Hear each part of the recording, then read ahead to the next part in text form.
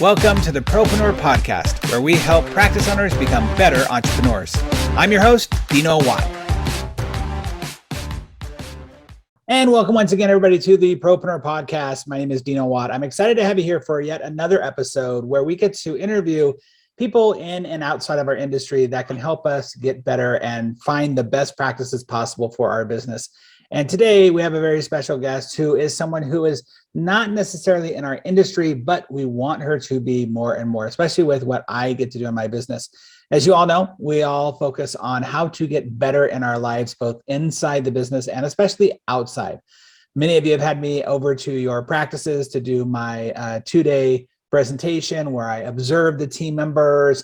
And when I sit with the team members on the second day, I say to almost every team, I don't care about making you a better employee. I think that would be the most boring job in the world.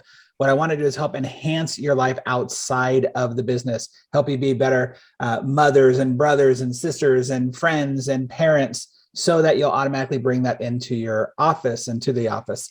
And today we have a special guest who is going to help you understand a little bit more about how to do that within your own life. As you are listening to this podcast, either driving down the road or in your office, know that the point of this podcast is to really help you just get better in all aspects of your life. And so today, I'd like to introduce our very special guest, Erin Donovan. Erin, welcome to the show. Thanks, Dino. I'm really glad to be here. Well, I'm thrilled to have you here. And you've were recommended to me by a friend in the business that a lot of people know. So I'm super excited about that. And I love that the person who introduced us, he has gone on his own journey of coaching and understanding how to get better in his own life. And I'm just so grateful that you guys were able to connect and he was able to connect us. So just thrilled to have you here. As we do on this show, for every show, will you give us your story? Tell us, where you come from, what you do, how you got involved in this industry, and anything exciting. Yeah.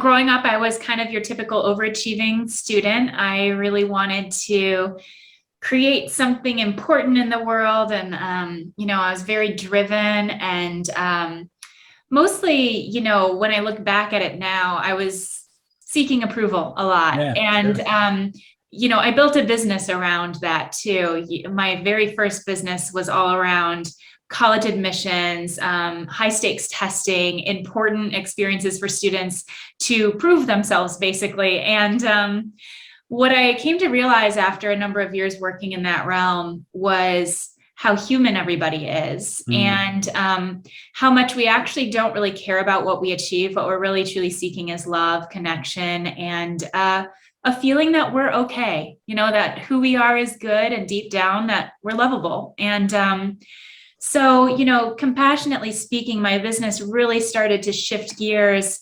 And I eventually got to the point where it was a lot harder for me to focus on things like a specific test score to get into a specific college so that you could specifically achieve something that mattered. And mattered in air quotes. Right. And, according to others, maybe. Right. Yeah. And so my business and I started shifting into really working with people. I kind of stepped away from working with students in general and started working with everybody on how to completely be okay with who you are and where you are, and look at the places you want to grow, but not see those as, deficiencies within yourself, but see them as beautiful opportunities to step into even greater strength. And also sometimes to look at why you want to grow in that way, because sometimes the motivation for people is not pure. It's not true.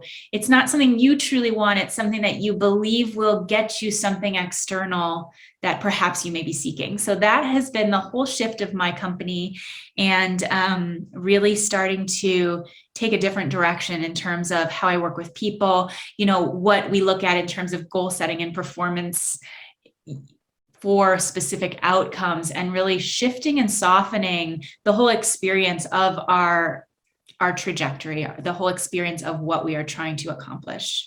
Love it. I think that's so important. I love basically the idea of redefining what success actually is, right? Like It's not the financial wealth. It's not the things you have, but what is that for you? And for some people, it is that. For some people, it's the success of a great marriage, or feeling like you're able to spend more time with your kids. And I love this, what you said here. I wrote this down: be okay with who you are and where you are. Yeah. So tell me, for yourself, how did this kind of evolution happen for you? It's not an overnight thing. Obviously, I just heard your story. We all heard your story, but there tends to be a lot of self-talk. Maybe I call it often baggage that is weighing us down from our past. How did you go through that emotional evolution? Yeah, some of that does require processing. There were specific events that were hard for me as a child that I really did have to process. I can't say that I have processed those 100%, but sometimes it's like I want to go down this rabbit hole of looking at the ways I'm still not processed these things. And it's almost like I'm perpetuating self-hatred through that. Yeah. So sometimes you do need to process things and let them come up as they come. But another piece to it too, to be honest, is like to get out of that processing altogether and to start saying, okay, yes, certain things in the past happened. I can be compassionate for it, but I can also see the parts that it really hurt. I can grieve those parts. But now what? Like, what do I do with myself now? Because am I just going to be like perpetually a 5-year-old, unable to move myself forward, or still blaming my parents for things that happened, 30 years ago or longer? So it's kind of like, in some ways, yes, you must process these emotions, but in other ways, I had to take a long, hard look at myself and say, like, where am I falling into victimhood and acting like something happened to me that I didn't have control over? And yes, of course, circumstances will arise, but we always do make the decision to internalize those things. So let's say your mother perhaps needed to leave you for 5 years, hypothetically speaking. Like, let's just say that happened. It's like, yes, but who was the one who decided that that meant something about you? Right. At some point, where is the ownership? So the first step is grieving, obviously, and but then the second step really has to be the ownership of your choice to believe that you were inadequate, or your choice to believe that something was wrong, or that you're not good enough or not smart enough, or whatever it is that you created in that moment. The event was out of your control, but the belief wasn't. The belief you culminated from that event was your choice. Yep. And then how you continue to perpetuate that through all of the decades is also your choice. So the first step is grieving it. Yes, acknowledging that it happened, saying it wasn't fair in some ways, that it happened, it shouldn't have happened. Like, oh, it would have been so nice if that didn't happen, and acknowledging the part of you that wishes it didn't, but then also taking the ownership. And then the third step of it is really saying, okay, it's happened. I own it. Now what? Right. And then now what is actually the whole point that everyone wants anyway. Yep. It's like, we all want what we want. We've got some dream in our mind. We're trying to get there. So the now what for me really was this opportunity to say, okay, maybe I wasn't raised with perfect parents. I don't know anyone who could say they were. Sure. So if I were to parent myself now, maybe I wasn't raised in the perfect educational realm where people built my confidence. Okay, well, if I were to educate myself now, what would I build? Who do I want to be today? And that comes into this whole third phase of like, okay, so what responsibilities am I going to take for the person I am today? Yes. And that's really, to me, the key is that responsibility piece. It's so true. I actually have a couple of doctors, one in particular more recently, who, they keep focusing on the glory days and how things used to be. And why am I able to have this great experience 10 years ago and now things are different? And they keep seeking to solve the puzzle of that question, as opposed to figuring out, okay, the truth is I am where I am. That is what it was. Now what? There's a great book called Yes and it's written by the people from Second City, the Chicago improv troupe that like Tina Fey and all these great comedians came out of. And the point is exactly what you just said. Yep, I'm going to grieve that thing. I'm going to recognize what happened. And what next? Yes. And I do think what's interesting, and I don't know, I would love your opinion on this too, is how, depending on the level, I guess, actually, I take that back. I think it's depending on the person, how long that, as you said, grieving process has to take. Because really, it can be just a decision like, yep, I acknowledge it. Wasn't great. Wasn't what I hoped for or what I would love to have had, and moving on. And then there's other people who sit in that for years and years and feel like they either need to have some sort of major process or guilt or I don't know, exorcism that comes out of them. Yeah, I think the grieving process takes as long as it takes. This is coming from nowhere. Yes. So this is really beautiful. And I'm listening to it for myself, even as my own advice. I believe the grieving process takes as long as it takes for you to realize that it is what you wanted. Yeah. So what I mean by that, because it may sound a little confusing, is like, we say we didn't want it this way. We're still fighting reality. Mm-hmm. So for as long as we are at odds with reality, we will always lose. Yes. And what we lose is our ability to move forward, our ability at happiness, our lightness, our playfulness. We lose our innocence. So I think it takes as long as it takes for you to look at it and go, I am so glad it happened that way. I think that is truly when you're done grieving. Everybody should be writing this down as I am. As long as we are at odds with reality, we will lose. That's a writer down right there. Yeah. Because how many of us are? Like I admit there are times where I look at the reality of my kids or my business, and it never makes me feel better. I always lose the fight. So I have an example that I use with almost every client I've ever met with. And it's because this comes up so often. I'll have someone say something about their mother, like, she should have taught me about a financial education. She should have given me a financial education, for example. Something even small, like, okay, it would have been nice to have a financial education, but maybe someone is really upset that this didn't happen. My mother should have hugged me more often. My father should have worked less and been home with the family. There's things that come up from people. My ex-wife should have given me more sex. I mean, there's like all these things that come up. Yep. And what I always say is, okay, so I want you to imagine this, that every night I call you Dino and I'm like, Dino, I'm really worried. Tomorrow is going to be the worst day in the world. And what might you say to me? That stinks. Like how I would normally respond, or what? Like if I just call you as a friend. If you were to actually call me as a friend, I'd be like, why? Like, this is why? The worst day in the world. That's crazy. Yeah. Okay. So you ready for this, Dino? Brace yourself. The sun is going to rise. And I hate when the sun rises. Every day that sun rises, and every day I try to make it stop. And no matter what I do, there's nothing I can do. I've tried my whole life to make the sun stop rising. And every day it's worse and worse. And in the summer, it stays up longer. Yep. Now, if I were to say that to you as your friend, what might you say in response to me? Or think in your head? I would think that's super silly that I would make that, or that you would be that upset about the sun rising and had that much control over your life. And there's nothing you can do about it.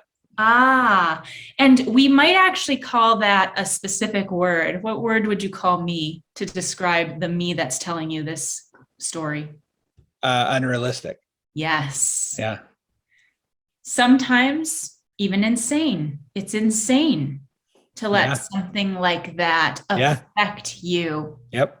And the whole point was exactly what you said, is it's going to happen. It's out of your control. Anything that happened in the past literally is going to happen because it already did. And it's out of your control. If I called you the next day and I said, I told you that sun rose, my life is over now, and I talked about it for the next 20 years, you would think I'm insane. But we justify our insanity by perpetuating the conversation, blaming others. And for some reason, that's socially acceptable. And we get a lot of pity and applause for it in some way. Absolutely. So isn't it fascinating? The very things that we are holding on to are insane. Yep. We literally cannot go back. You know, people lose children. Mm-hmm. And the rest of their lives, they lose Yep. their happiness, their point of living. It's like, it's the sun rising and the sun falling. You know, I have a lot of clients too, and I just think that right now, this is one of the most beautiful experiences. And I love to share it with your listeners, because if it triggers within them this really deep knowing that everything's okay. A lot of people will come to me because they want to make more money, and I'll say, why? And deep down, like their eyes will get intense. You know, I like to have Zoom calls or in-person sessions because I can see their eyes, and it's like they start talking about money. Like, I really want to make more money. I want to do this. I want to expand my business. I want to grow. And like, when it comes down to it, of course, I don't get there immediately, but what it comes down to is survival. You know, people are like, well, I want to survive. And that survival, they want such guarantees at survival that they feel safe and like secure. So I had a guy come to me last week and he said, well, I really want to make $300,000 a month. And his eyes were intense. And I said, why? He said, and what it came down to was survival. And I said, you know, it's very interesting. We're all so obsessed with survival, but you know, what's actually the truth is that every single one of us will die. Survival is literally never going to happen for any of us. Yep. Yes. So we are chasing an impossible dream and trying to let money like back that unreality. There is no human being that I have ever met who has survived. I mean, for as long as they do, and then it's done. So it's irrelevant. Right. Yep. You know, and what came during that session too, I said to him, you know, concentration camp victims, some of them survived despite the fact that they shouldn't have. All of the odds were against them. They were worked to the brink, barely fed, you know, maybe not enough water, no love, no time off, nothing that we think of as survival required. Sure. And yet some of these people survived. So is it up to us? What is surviving us? Is it really us surviving us? Or is there something deeper? And can we actually let go to that something deeper and trust that everything else will be okay? This idea that we are in charge of our own survival, it's a lie. There is literally none of us who can stop the fact that we will not survive. Just nobody has figured that out yet. That's right. It's not gonna, and it's not. We're all on the pathway to the end. Yeah. And you know, it's Gary Vee talks about that, right? The most motivational words in the world should be, "You will die." Yeah. It's so true. I wrote down something here that I wanted to ask you about that. When I have a friend who has a theory that I actually sometimes buy into, not as often as probably he would like me to, but which is this: is there are certain things that are okay just not to deal with or talk about, like from past or whatever. It's like, it's okay. It's like, why are we trudging this up? I don't need to. I can move forward. It doesn't, if it's not hindering my moving forward, if it's not hindering the process of where I am now, why am I so focused on what's happening in the past? And when you were talking earlier about the idea of, you know, kind of breaking free from that, or getting over it, if you will, that's what kind of came to my mind. Are there instances where you see that in your clients where it's like, okay, yeah, you've moved on from that. Okay, we don't need to dig into this. Maybe it's something extreme like abuse. Maybe it's something like an abandonment, that where they're just personalities. I think some personalities can just be like, yeah, okay, I'm good. I think it depends. Mm-hmm. I think if there's still a part of you that wishes it was different, then it's just suppression. Yes. So yes, I understand that. There are clients who I will work on deep stuff with that we never have to talk about it again. It's done. It's clean. Yes. Now it's confusing to me, to be honest, because just today, I'm sitting here still mulling over something that happened a long time ago. And I'm going like, why is this still here? Can't I just move on? I just want to move on. Yeah. And if I were to give myself advice, which we're not always good at doing, we like to feel powerless over our things. I would say the reason you can't move on is because your subconscious will still bring it up in every experience. It's going to bring to you experiences that will drudge it up. And the more we push down, the less authentic we can be. And so I think that the truth is that when things do come up, it's there for a reason. Now, if you have something that happened that you don't think about it, it's probably because you don't need to think about it. You don't need to go searching for reasons to hate your parents or reasons that you're not succeeding. It's just look at what's in front of you today. Yeah.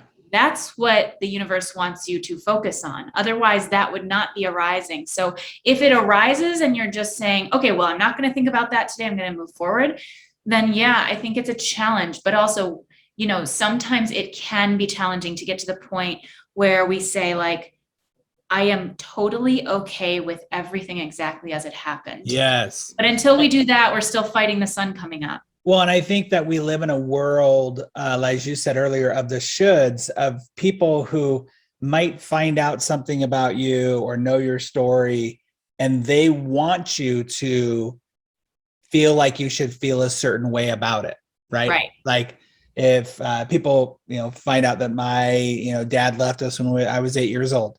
Oh, well, gosh, I mean, how has that stuck with you through your whole life? It's like, okay, he left and moved on. And that's not my situation. I've dealt with it, but I'm saying there are people who can move on from stuff pretty easily that unfortunately, I think we live in a world where it's like, you need to talk about this in order to deal with it, as opposed to, no, I've dealt with it, I'm good.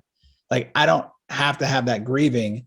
When you are talking with new clients or potential clients, do you have some sort of, I guess, guide? Maybe it's a personal guide, maybe it's an intuition of whether this person actually wants to move forward or not, or are they just looking for a place to lay their burdens down, or not burdens down, their complaints down? Yeah, you can usually hear it in everything a client says. Pretty much everything somebody says to you, and this is important because it's even true with your kids, your spouse, your patients, whomever you're working with. Every single person you deal with is telling you exactly the truth about themselves, even if they're not using the perfect words. Most of us speak from a pretty unconscious place. We're not sitting there carefully selecting the words we say. Right. So in just everyday speech, now you may need to go a layer deeper and then ask a question like, oh, that was interesting, you said that. Why did you say that? Right. And as you do, that really does uncover, you start to hear little key things of like, oh, that's them not wanting to take ownership. Oh, that's them, needing a release of some kind of past issue. You start to hear people will just throw in stuff about, my teacher when I was in second grade said blank. And it's like, why are they saying that? Well, They're saying it because it's arising. Right. So if someone is talking about the past, they're stuck. Yes. Well, when this happened in a past relationship, if they're talking about it, it means it's stuck. Right. I don't talk about the stuff that I've processed. Right. The stuff that I've really come to terms with, it doesn't come up. So and when you say that, you mean it doesn't come up as something that stops you. You can talk about stuff in the past that is processed and done. You've learned the lesson, and you can talk about it as the lesson. Is that correct? Yeah. And some of them I won't bring up at all. So here's a lesson that I would not bring up is I used to tell people, and I believed this, my brain believed this, that if I didn't eat dinner at my friends' houses, I wouldn't have had dinner. Well, when I came down to it, the truth was when I moved back in with my mother when I was 10, she was a vegetarian and she never fed us meat, and I liked meat. And so I wanted to have the dinner I wanted. So I would pretend to other people's parents that I wasn't going to get dinner. Wow. And so for years, I told people that, even up until 5 months ago, I used that story. And then I stopped myself mid-story and I went, oh my gosh, that's not true. My mom always fed us dinner. I just didn't want to eat pasta every night. I wanted chicken sometimes. Yeah. My friend was having beef this, I wanted it. So it Right. was like I created a lie. Almost every story that makes us unhappy is actually a lie that we're not clearly seeing yet. So when I tell that, it's like, well, I would never say that story again because it's a lie. Right. Like I used to tell people my mom abandoned me. Uh-huh. Well, what I found out later when I actually talked to her was that she didn't abandon me, that there was a decision made with her and my dad and my stepmom, and she thought it was what was best because they had resources to, provide for us, and she didn't. So there was like, it wasn't like she just got sick of us one day. That was what I used to tell all of my ex-boyfriends because I wanted them to feel like, She got oh, sick never of us, leave sick this of us girl. one day and left. Yeah, but I'm telling you all of that, to almost say the ridiculousness. Like I try not to say ever, my mom abandoned me. It's Right. like, okay, when my mom left me when I was 5, Right. like I try to stick to the truth and watch where my brain, I just really apparently love being a victim. I don't know what's up with that. Well, that's so unique. I don't know many people who like that. That's it's very... really great because when you're a victim, we all think we want to be happy, but actually some of us would prefer to be pitied. Some of us prefer to be a victim because then there's no ownership. That's right. You can blame all of the world on the reasons you're not the person you want to be. And because we all live in a space of it's totally okay to be a victim because I'm a victim too. Right. And we can commiserate together. And there are like things that victims love to get together and talk about. And there are even like victim support groups. Yep. It's just like, it's all over the place. Like, well, it's interesting because I see it inside of offices so often when doctors come to me and ask me, oh, I got people gossiping or people who are, little gangs, cliques that are not happy with the other. It's like, oh, so they've been together commiserating and it's just expanding at a newer level. We need to talk about why they are feeling, first of all, in a place that's safe, quote unquote, for them to commiserate with other people. And second of all, we need to address how do we deal with people who are in that much pain or that much fear or that much anger or that, like all of that is pain anyway. And that's actually exactly where my business has been going. This trajectory is the third stage that I mentioned is responsibility. Yes. What a lot of people want. And so, when I go into a company and work with all their employees, I don't actually teach them productivity or time management. None of that traditional stuff actually super matters. What does matter is people taking responsibility. Now, if people are in responsibility, and we look at the numerous aspects where people can take responsibility, especially as an employee, because a lot of people want to say, oh, that's not my responsibility. That's right.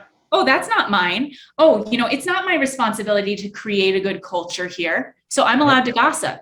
Whereas if we actually take ownership for who we are being at work, it completely changes the whole work dynamic, the culture of the environment. You change the culture, you change everything about it. 100%. So it's really about taking microscopic ownership of your experience. And, people talk about work-life balance. There's no separation between work and life. We spend a lot of time working. That's part of our life. So these people are saying like, oh, I want to be able to go home and not be at work, which is really them saying like part of work is a burden. If work is a burden in any way, it means that like if you're not being fulfilled by work the way you would be fulfilled by watching a Netflix show, it means you're not serving. Yep. Which means you're not taking responsibility for who you're being at work. You're not taking responsibility for the outcome, the actual environment of like, this is our office. This is our company. And then putting the blame on, well, my boss won't let me this and blah, blah, blah. It's like all of this victimhood is so, so prevalent in work experiences. So it's really important to look at that, to really create a solid foundation for everything. It's just so funny. We're having this conversation today. I literally just sent an email to a previous client who is getting more, just digging into the victimhood over and over, and obsessed with just the wrong questions over and over and over again. And finally, I just had to say, listen, let's just make up a story about all of that stuff in the past, and you can have it be true if you want. It still leaves you with the problem, which is you. Mm-hmm. Like, you're still stuck with you no matter what. You can find out all the answers you want in the world, but you're still stuck with you. I love that you mentioned that about culture and about a relationship and about responsibility, because everything, all culture comes, the nucleus of all culture is responsibility and ownership, all of it. And I do a lot of processes with core values and vision, and that's all amazing. But when it comes down to it, what I'm trying to teach the team members, sometimes, most of the times, very subtly, because I feel like when you point the thing out, sometimes they'll retract from it, right? Because they don't want to have to see it themselves. But if I give them a skill set or a method on how they can, make better decisions, have more ownership, treat themselves more kindly, all of a sudden, it's going to make them feel better about themselves, and they'll bring that into the office, and also your culture completely shifts. Well, and so I love that you talked about that. I think you're absolutely right. It can be small stuff. I went into an office. It was a dental surgery clinic, and the front desk woman, and this is not to say anything mean, but her hair was exceptionally dirty. Oh. And it's like, that's something that maybe someone wouldn't feel comfortable as a boss saying, like, your hair's dirty. Right. Like, even down to I am responsible in my hygiene. Yes. Because I am my hygiene. Who I am is exuding from who I am perceived as. Like, even just that small being, it's like, we're looking for these big, grand ahas, when sometimes it's just like, wash your hair, because that creates a negative image of the responsibilities that are taken here at this clinic, where we want to be portrayed as the clinic who's got it together, and so it's like these little things of like, why aren't we taking care of the little things? And those are the things that add up to the big things, because we think we want everyone to be the best and, to have these great experiences, but experiences are made up of these little tiny micro nuanced experiences. When you put them all together, it creates the whole experience. Yep. And so I use that example because it's so visceral. And I think we've all seen someone with dirty hair. Sure. And thought, like, why is your hair so dirty? And of course, it's not trying to judge that, but it's like, obviously you need to look at what part of this person is not able to do that simple task. You have to find those things. And it's usually shifts that need to be made. People think that they need to take responsibility for their money. It's like a company, yes, the money is a big piece, but they're almost focusing on the wrong stuff. Right. The money comes from the responsibilities in these little micro categories. And that's where I really think people are just off track in some ways. They're so focused on the end result without looking at what's creating that end result. It's just so interesting because I'm thinking about all the little micro responsibilities, right? You're not getting to work on time. Okay, so why aren't you taking responsibility for your time management, right? Or your driving, or your ability to get up, or maybe it's the responsibility of getting to bed on time so you can get up earlier. How come you're not, like, all of those are responsibilities. All of those add up to, like, why aren't you taking responsibility in your happiness? Yes.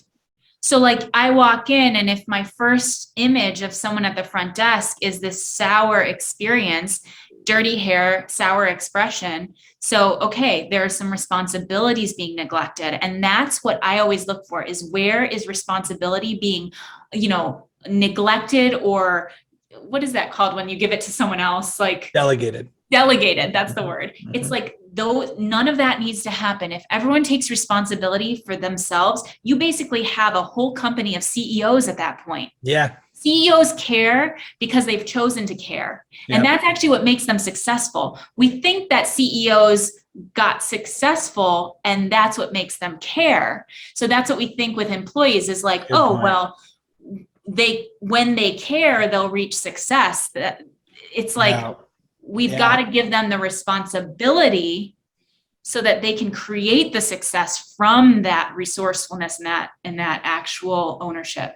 That's a really great way of thinking about it, right? Like if you want to really improve, I talk often to team members about guaranteed pay raises and guaranteed non-pay raises. The first non-guaranteed pay raise is the excuse of, hey, we've been breathing the same air for the past 12 months, so I deserve a raise, right? Like that's a terrible reason. But when you think about a way to guarantee yourself a raise, show me how much you actually care, and I will always give you a raise. Right. And that's in every micro responsibility.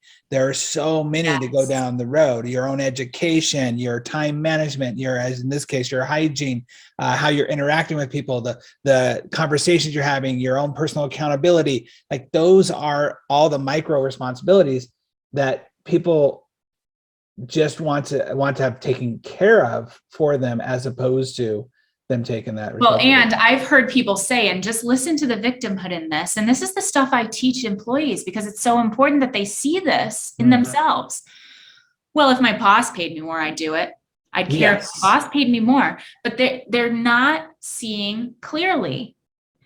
People get to CEO not because they were given the money, so then they step up into the role. That's right. They stepped into the role, so they were given the money. That's right. So it's really, and the other thing about, actually, it would be terrible if that's how it worked, that you get paid and then you care, because that means that someone else is in control of you. And the truth is nobody wants that. Nobody wants to be enslaved, so that's slavery. They're saying basically, I hope I'm a slave. But you say nobody wants that. I think you're right deep down.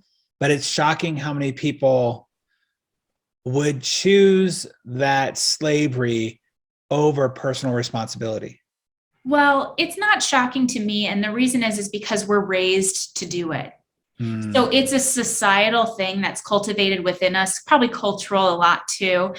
We're really raised to, the US is a very individualistic society. Sure. Whereas you go to the East, Asia, for example, China, it's very much like the family is, there's actually a word for it, like a collective. Yeah, focus, there is a collective. where the collective is more important than the individual. That's right. We're individualists here in the US. And so, so as individualists, sometimes it can feel like a big responsibility, and I use that word with choice. It can feel like a lot to have everything depend on you. In other cultures where family and the society are revered, they can actually produce more because it doesn't feel so burdensome sometimes. Like they have people to diffuse some of the experience with. They're not just like this lone fish searching for meaning and this and that. They have meaning within their group. They're a school of fish, and they're schooling together, and they're creating something together. So in some ways, I understand sometimes the burden can feel very heavy for us as Americans, feeling like it's all up to me, like I need to make it on my own. I need to be independent and strong. Those are virtues that are really lauded in the US. And the thing about it is those are not virtues that actually support a thriving company. Because if you have individualism in that sense, which is innately given to us through society, it's not like we chose it. It's just how we were raised.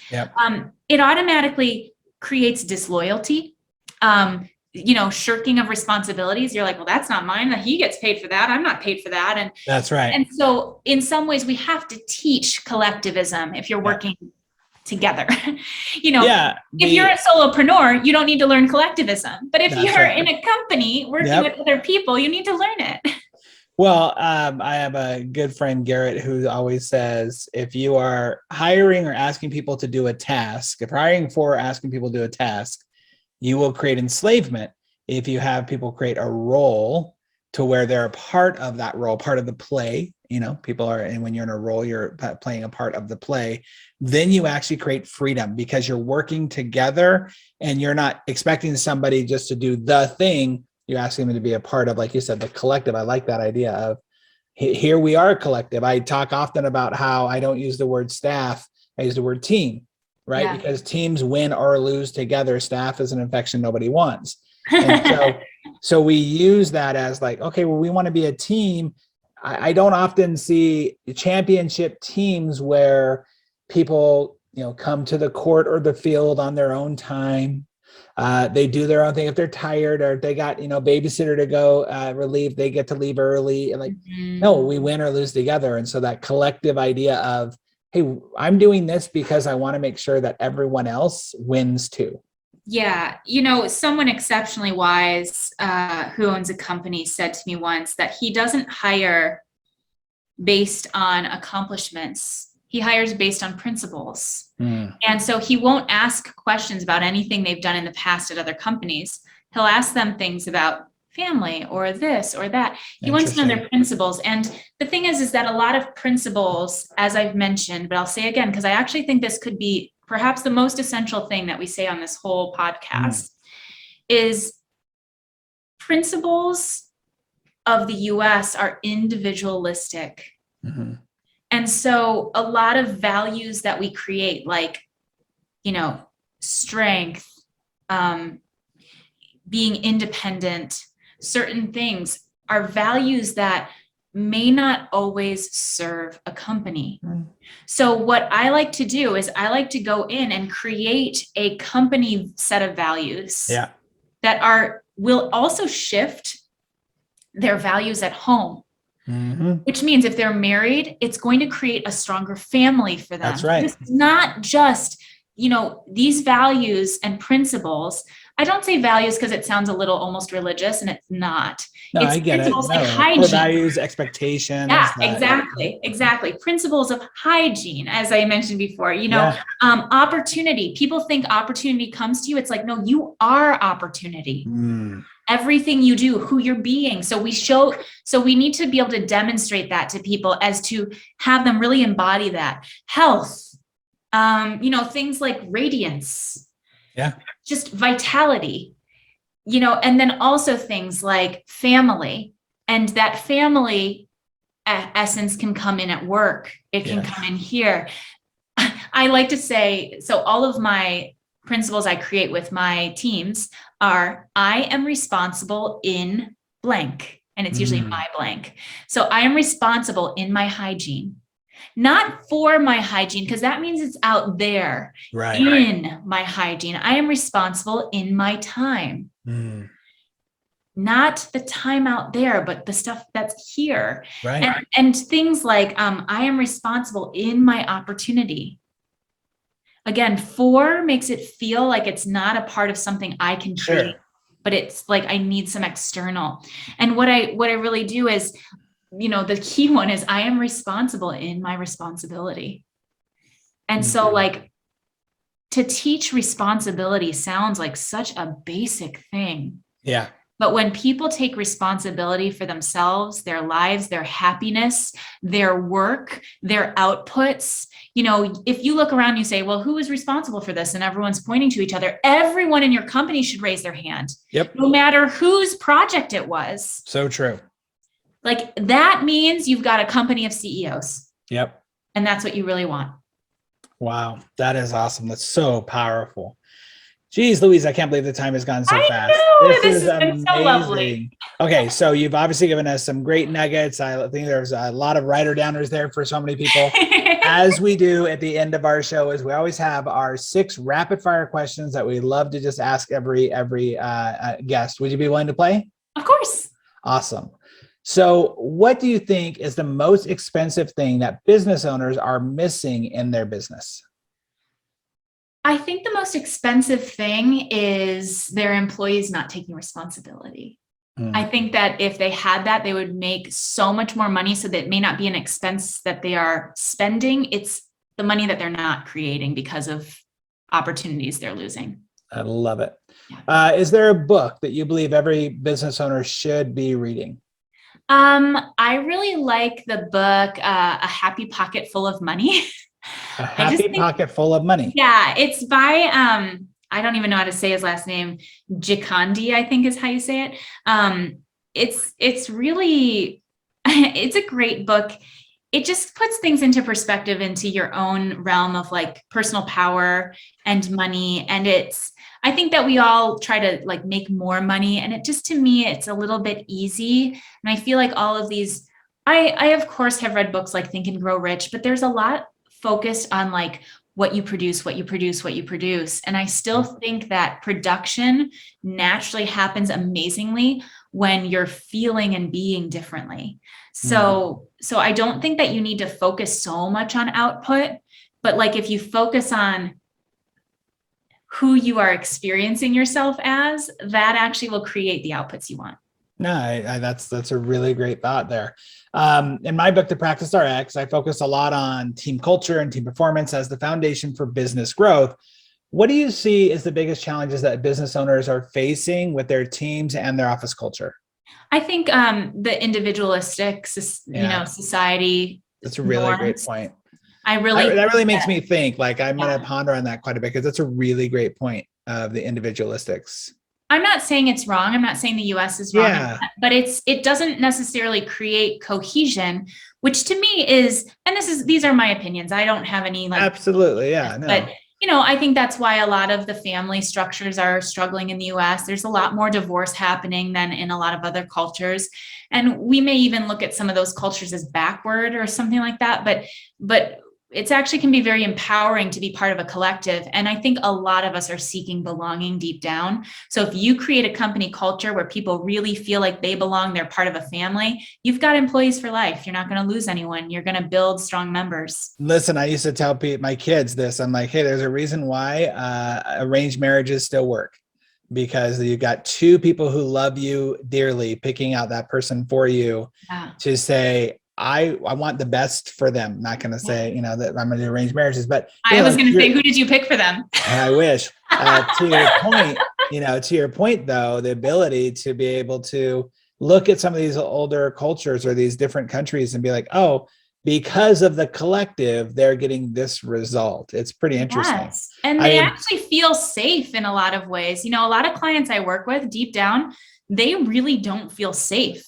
And it's because we are, and I'm going to say this with an exclamation point ahead of time, tribal people. Yeah. We are our natural state. You have to really hear this. Our primal state is tribal. Yeah. We are not meant to live isolated in our own caves. That's not how we survived for millennia. Yeah. So you have to understand that actually people are seeking this. You create this in your company, you will have people who are dedicated to you, willing to die for you and your company. You have just people who love you, who respect you. That is more valuable than any productivity training you're going to give them. You create a culture where they feel at home. They're going to do everything for you. They're going to move mountains for you. Yep. Totally agree. Okay. So how can listeners reach out to you? Email or your website? What would be best? Yeah. You can email me, Erin@fairytaledreamlife.com. If you go to my website, it's kind of outdated because I'm not super techie, but I will try and update it. So don't look at my website. Just reach out to me, email Erin@fairytaledreamlife.com. And yeah, it's been so lovely to be here, Dino. Thank you for. I have two more questions for you. Oh, okay. That's the fourth question. The two more are: number one, what's the best advice you've received in life or in business? Best advice is to stop blaming other people. Love it. I love it. And then number 6, the last question is: what's the best resource or tool that you believe every practice owner or business owner should be using to grow their business? That's a wonderful question. Me. Yeah, that's great. Yeah. Somebody who can look at it from the outside and give absolutely. Absolutely. I'm a huge fan of that. Absolutely. Yep.